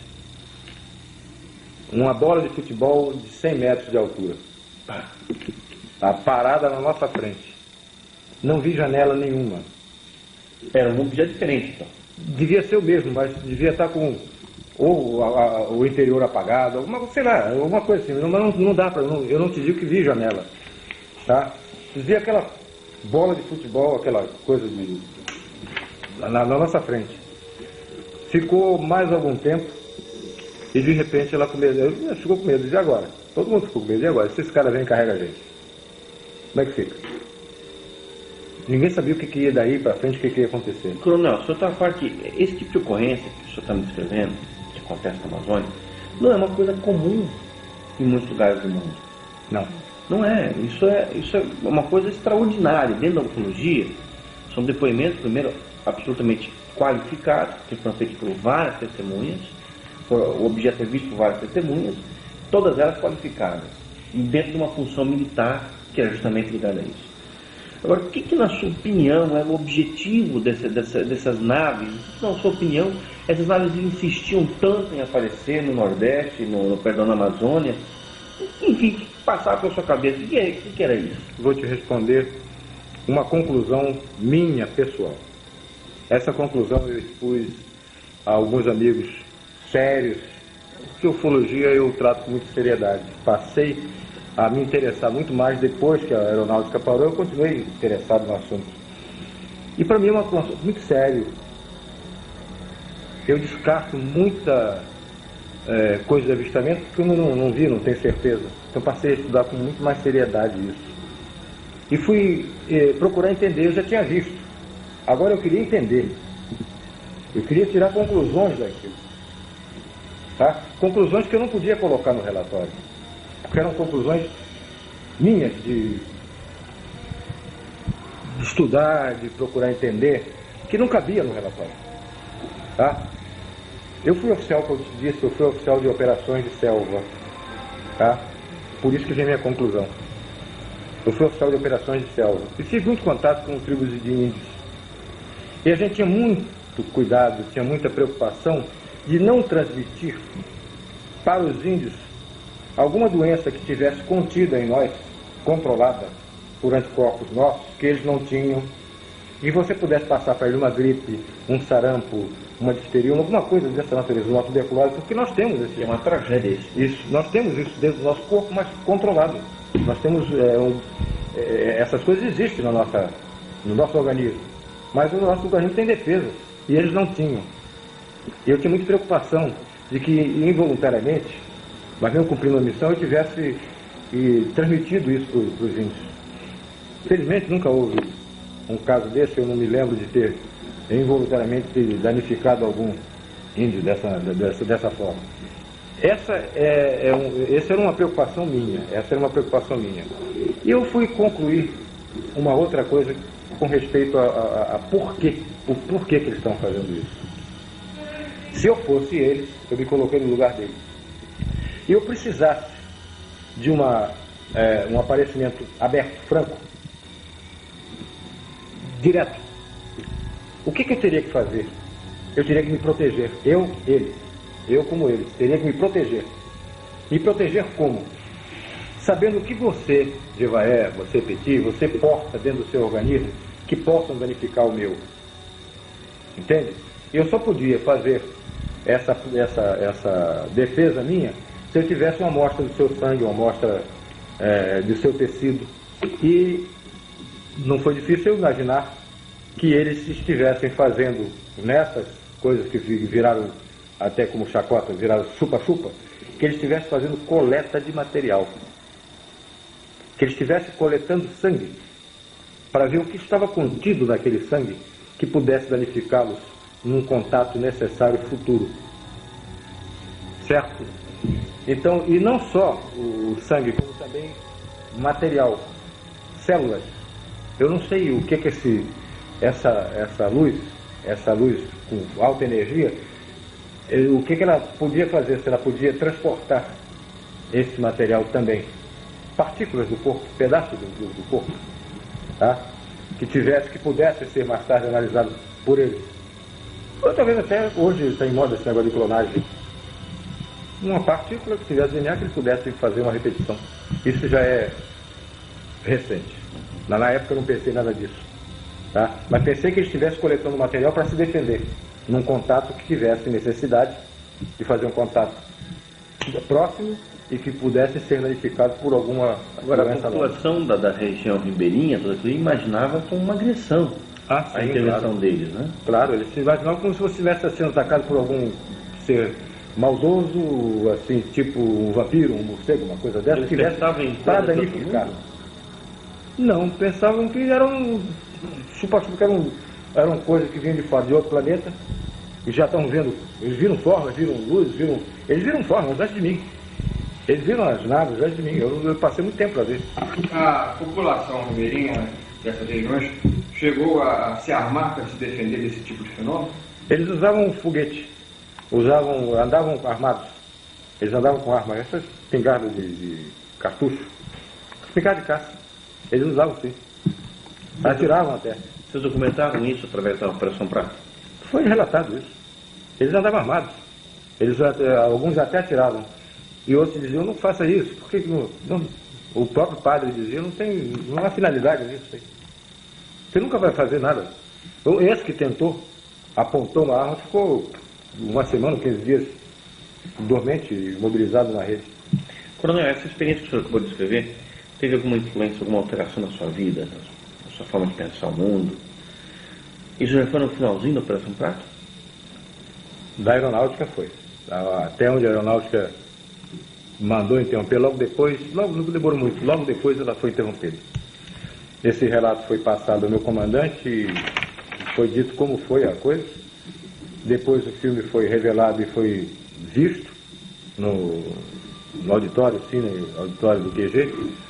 Vários oficiais viram. Nós tiramos... Qual foi a opinião deles? Não tinha dúvida. Uma coisa interessante é que nós tiramos de step by step do filme passado devagarinho, tá? Essa forma em pé, isso nós não tínhamos visto, não deu para ver, nós não tivemos noção disso. Nós só vimos ver depois da impressão na emoção fotográfica. Essa coisa tinha no alto, no topo, uma porta de avião, um Boeing, uma porta aberta, não vi ser nenhum dentro. Na fotografia não aparece ser nenhum dentro, mas aparece um facho de luz na nossa direção, para o barco onde nós estávamos. Dessa porta, alguém focando alguma coisa na nossa direção. Tá? Mas isso a gente não viu. Eu não sei se na ocasião em que estava com essa luminosidade azul muito forte, que a gente não via que tinha uma forma dentro, só viu aquela bola azul enorme. Perfeito.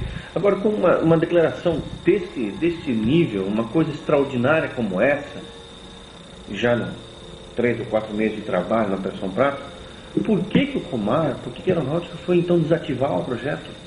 Olha, eu te digo que talvez tenha sido por o que eu já disse em outra oportunidade. São perguntas que se faz. Cada vez que você responde, eles querem mais. A população, o mundo, quer mais. São perguntas que você não pode responder. Quem são? Ninguém pode responder. Talvez quem esteja mais avançado nisso é o americano. O russo, talvez. Quem são? Não tem resposta. De onde vem? Não tem resposta. O que eles querem? Também não tem resposta. Essas 3 perguntas que vão ser feitas, que ninguém pode responder e que esvazia o assunto, desmoraliza até a instituição, a Força Aérea, o governo brasileiro. Mesmo assim, não compensaria a Força Aérea manter o projeto em busca dessas 3 ou outras respostas? Não compensaria manter? Por que fechar o projeto? Se eu fosse o comandante, se eu tivesse mando, eu continuaria. Eu obedecia. Eu obedeci mandar parar. Como é que foi essa ordem? Chegou e olha, mandou parar? Cancelada a operação. Tá bom, satisfeito, cancelada a operação. E você bateu continência, acabou, tá certo? Acabou. Para a aeronáutica, para mim continuou. Você continuou fazendo vigília? Também. Mas aí já fim de semana, quando eu podia. Essa conclusão sobre a coleta de material, fazer um antídoto, uma vacina, uma solução sorológica que inibisse qualquer incidência de qualquer moléstia no corpo desses alienígenas, a partir do sangue ou do material colhido do corpo humano, tá? Ela foi, numa ocasião, foi exposta quando eu visitei o Rafael Semperi em São Paulo. Depois de uma longa conversa, a minha opinião foi colocada para o Rafael Semperi. E o Rafael me disse, olha, essa foi a explicação mais lógica que eu ouvi a respeito desse chupa-chupa. Eu concordo. Tá? Eu concordo. Porque o que eu ouvi era agressão. E não me parece agressão. Eu disse, não foi agressão de forma nenhuma. Foi pesquisa. Para mim foi pesquisa, foi coleta de material. Agora, coronel, o senhor... Foi a mesma posição que foi colocada para o Jacques Vallée, e ele agradeceu e disse, olha, foi a explicação mais lógica que eu entendi, do que eu ouvi até agora. Agora, depois que a operação foi encerrada, o material permaneceu em Brasília. O material que vocês coletaram deve ter sido muita coisa. Não, a operação permaneceu em Belém. Permaneceu em Belém.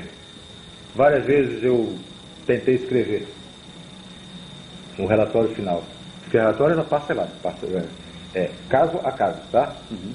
Por exemplo, uma noite aconteceu 3 vezes.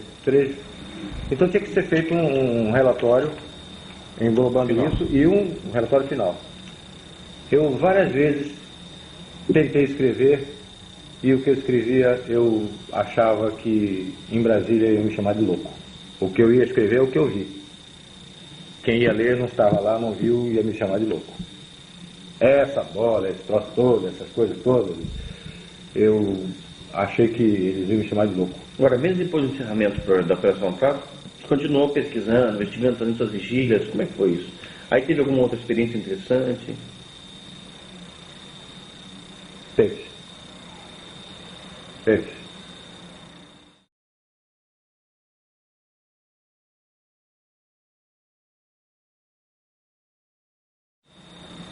Eu uma vez estava em casa, eu nunca relatei isso não.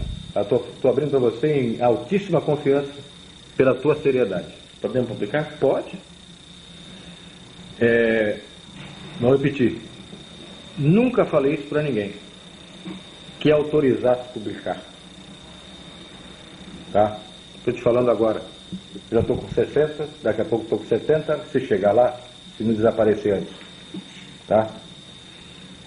Eu estava em casa, tinha recebido uns livros do Bob Pratt, que eu pedi ao Bob Pratt, que eu estava querendo estudar mais isso, queria entender mais. Vamos fazer um parênteses. O Bob Pratt o visitou durante a Operação Prato? Logo no início. Da Operação Prato? Logo no início da Operação Prato. Prato. Querendo informações? Queria conversar comigo. O que ele perguntava? Qual era o interesse dele?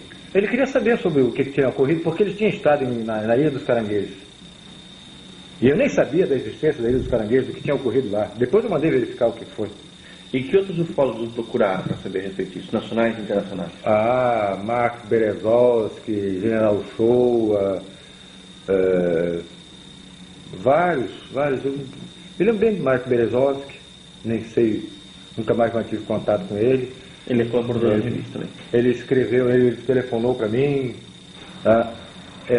Mas ele queria conversar e não tivemos oportunidade. Eu não consegui falar, não conheço o Berezovsky pessoalmente.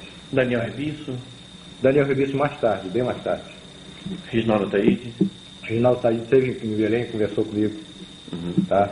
Vários ufólogos me procuraram e um deles, o Bob Pratt, me procurou. Teve um cara da Argentina que eu não sei o nome, tá? O Jacques Vallée depois, bem depois, o Jacques Vallée falou comigo anos depois, tá?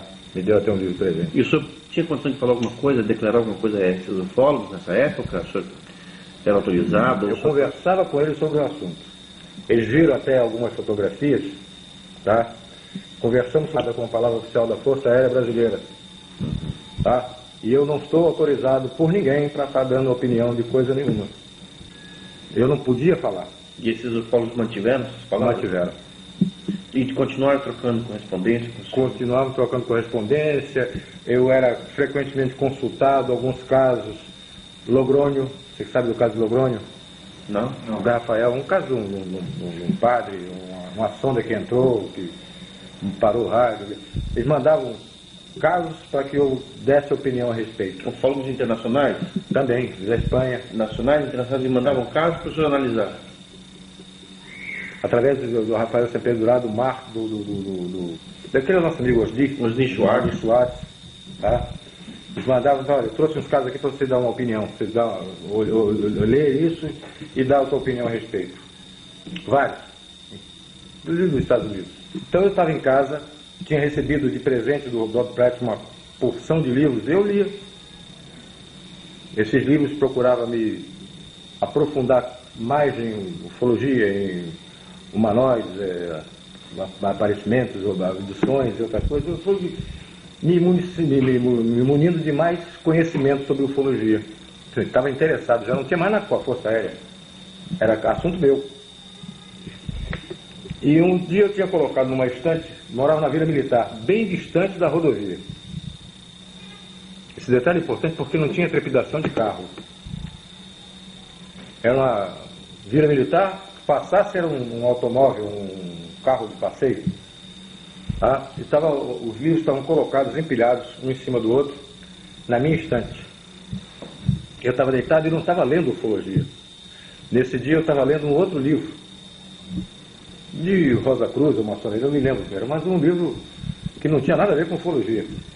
E minha filha, essa que está aqui em casa, ela está aqui, ela era pequenininha, estava lendo uma revistinha de criança, na minha cabeceira. Eu estava deitado na cama lendo, e ela estava sentada na minha cabeceira, no chão, e se deslocaram como se tivesse sido pegados assim a pilha, e se deslocaram coisa e caíram no chão. Inteiros, a pilha inteira, empilhados. Transportados verticalmente, empilhados até o chão. Como se tivesse uma mão embaixo e outra em cima. Isso. Como se pegasse a pilha assim e fizesse isso, foi até o chão. Quando eles bateram no chão, claro que a pilha desmontou. Mas não caíram os livros, eles vieram empilhados até o chão. Bateram no chão e minha filha se assustou. Não é ela que está aqui. Ela se assustou. Mas, pai, que engraçado. Era até a expressão de criança. Pai, que engraçado. Como é que o livro caiu? Nessa mesma altura do acontecimento, minha mulher estava embaixo, preparando uma madeira das crianças. Eles mamaram até muitos anos. Tá? Ela estava embaixo preparando uma madeira deles. A mesma coisa aconteceu lá embaixo. Só que com uma bandeja onde tinham copos e talheres. A bandeja saiu, minha mulher sozinha lá embaixo. A bandeja saiu voando da pia, voou pela cozinha e caiu. Pum! Não quebrou um copo, mas fez barulho. Eu ouvi aquele barulho de louça caindo e me levantei. Antes disso, eu tinha até brincado. Quando ocorreu, logo caiu essa pilha, foi logo depois que aconteceu esse troço lá embaixo. Até brinquei. Peguei os livros, botei no lugar. Peguei a pilha de livro, botei no lugar, para não assustar minha filha, até brinquei. Disse, vocês estão querendo que eu leia, eu vou pegar um livro aí e vou ler. Abri um livro com uma página qualquer e fui ler. Logo que eu estou abrindo o livro, aconteceu isso lá embaixo, na minha casa. A bandeja saiu voando e caiu.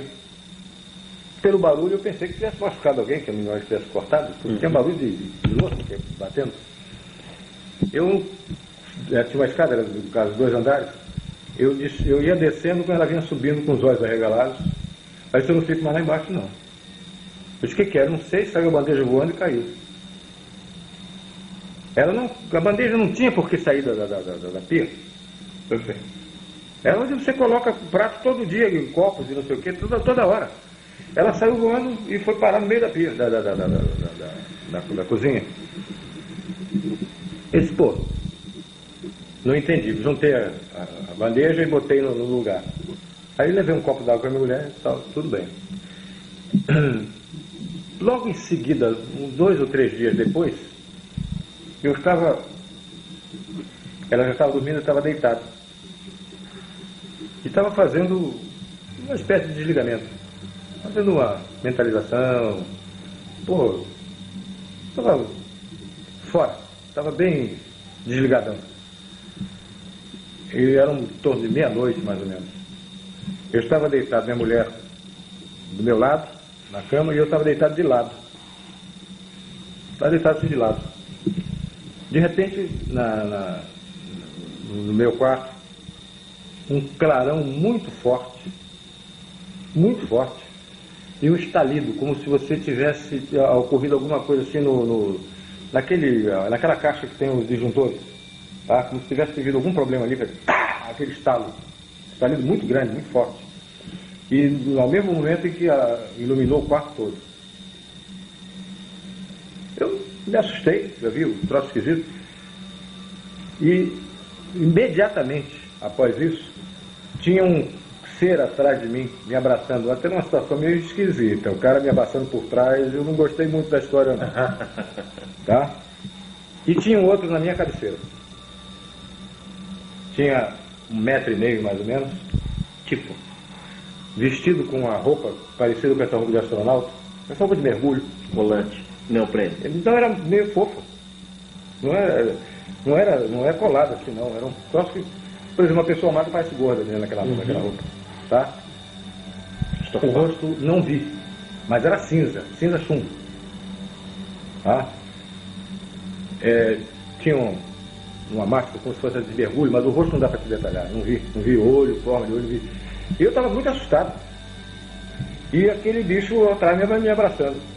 Me abraçou, me apertou e falou no meu ouvido em português, com um som de... Hoje a gente ouve até nessas... Parece computador. Voz de computador, aquela voz assim, ó. Metalizada. Metalizada, uma voz assim. Falando no meu ouvido, calma, não vamos te fazer nenhum mal.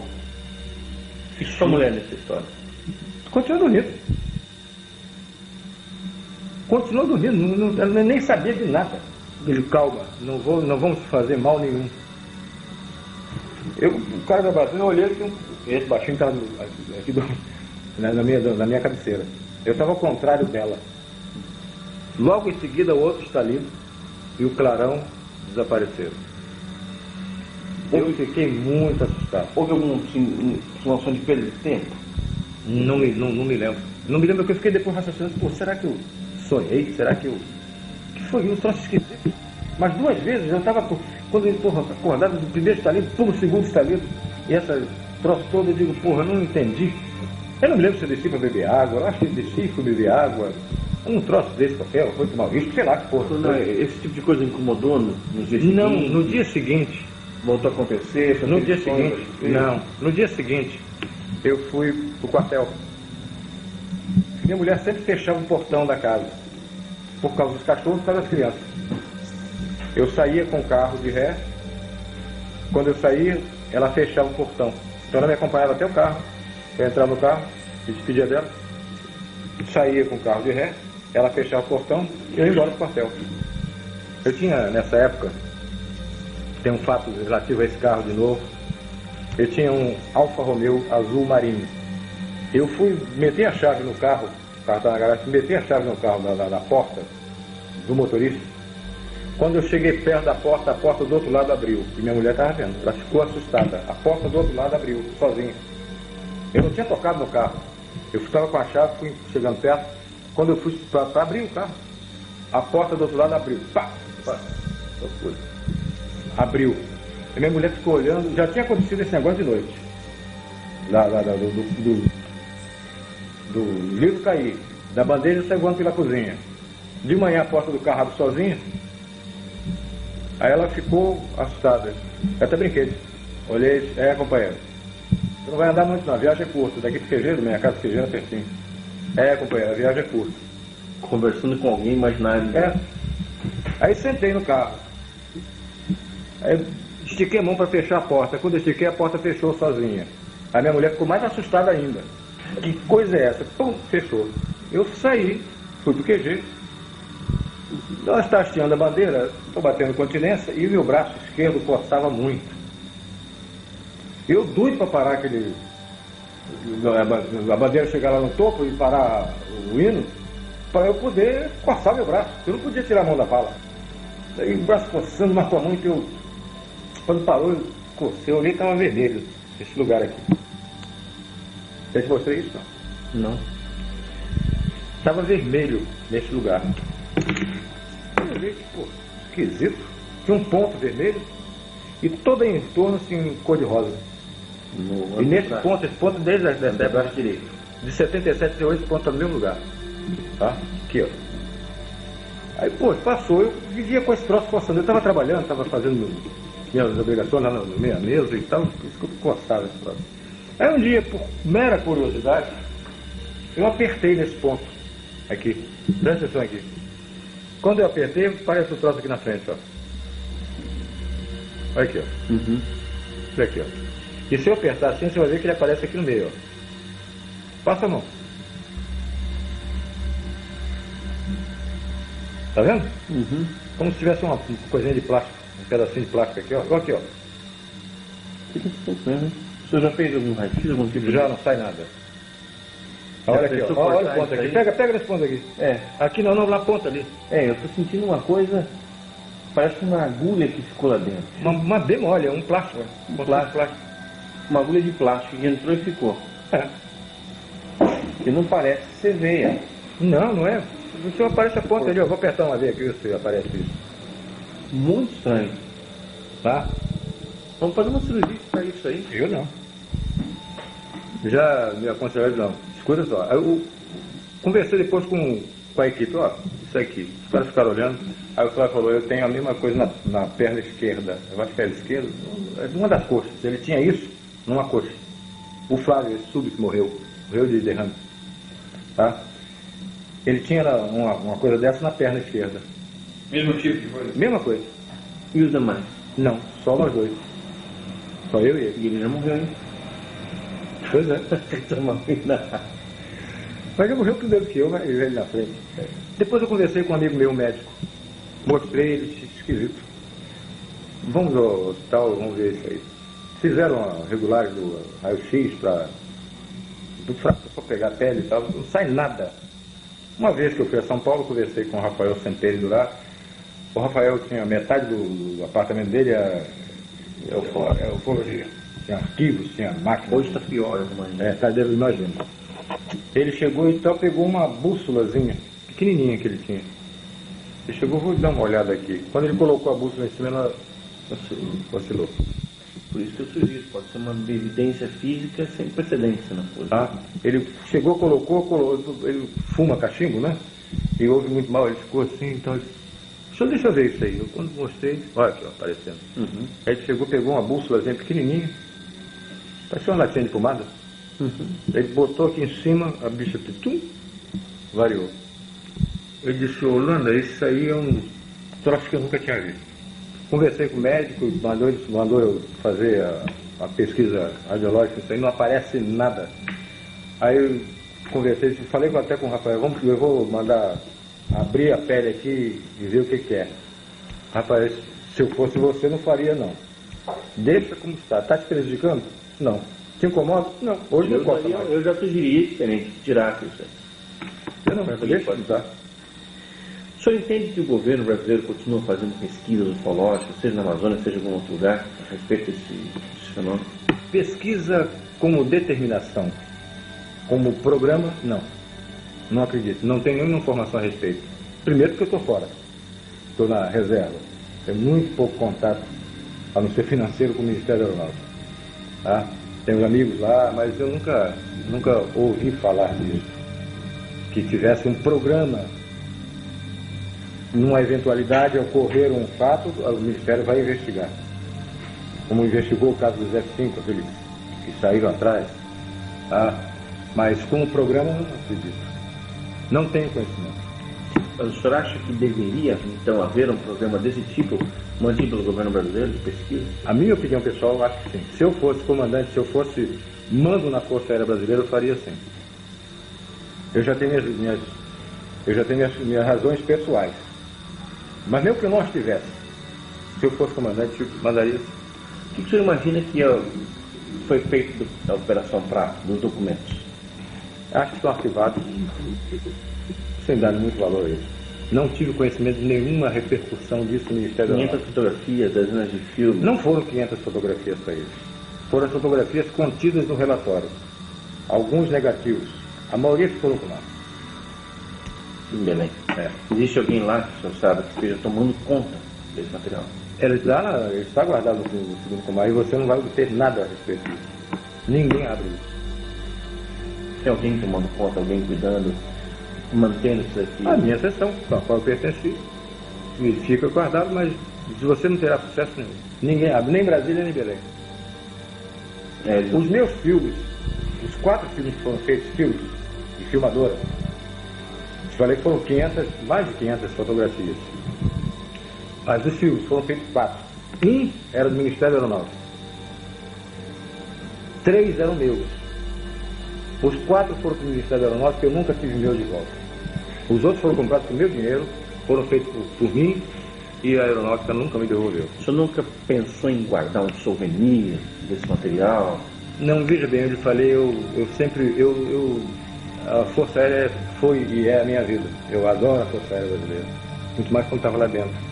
Tá? Hoje eu fico de fora, vendo como é que meus companheiros, os que me sucederam, como é que estão fazendo com ela, para que ela prospere, para que ela progrida, para que ela se engrandeça. Eu sempre tive um respeito muito grande pela Força Aérea e pelo meu serviço. E eu nunca faria isso com a Força Aérea. Fiquei calado 20 anos. Fui consultado, fui procurado várias vezes. Me pediram que eu escrevesse, que fizesse declaração. Você me pediu, eu disse, não posso falar. Hoje não, hoje estou na reserva. E para os militares que permanecem na aeronáutica, que sabem que existem esses documentos e que a população tem o direito de conhecê-los, você não acha que vai ter um certo embaraço? Você não acha que esses documentos deveriam ser liberados para o público? Aí já é decisão de comando. Eu acho que, a minha opinião, é aquela que te disse. Se abrir, se disser, logo em seguida vem outras perguntas que o Ministério da Aeronáutica, o governo brasileiro não tem resposta. Para evitar esse constrangimento, não se fala nada. Uma vez eu estava assistindo o Flávio Cavalcante, um interrogatório sobre isso, um cara perguntou, já que essa coisa, por que eles não pousam no Maracanã, para todo mundo ver? Se acontecer um caso desse, um pouso na esplanada do Planalto, aí não tem jeito. Não é? O que eu acredito é que em futuro próximo, bem próximo, e posso ser até um pouco mais abusado do que eu estou te dizendo, não chega a 2 anos, esse evento vai acontecer. Dentro de 1 ano e meio a 2 anos, esse evento vai acontecer. Contato claro, aberto, todas as televisões do mundo, CNN, Globo, todo mundo dentro. Isso deve acontecer dentro de um futuro bem próximo. Você entendeu a minha posição? Antigamente não dava, eu ficava... Perfeitamente. Falasse qualquer coisa, isso... A primeira coisa que chegava o ministro, se chegasse a pública, na televisão, que eu tivesse o desplante chegar na televisão, eu vi porque não sei o que, alguma coisa assim. O ministro chegava na televisão e disse, o coronel não está, o capitão não está autorizado a falar, não há nenhum crédito da Força Aérea a esse assunto, e eu ficava numa situação muito de babaca nessa história toda. Bom, o capitão não está autorizado, não tem nenhum valor a declaração dele. Hoje eu sou da reserva, eu sou... Vou falar o que quiser. Pode me prender que eu estou morrendo de rir.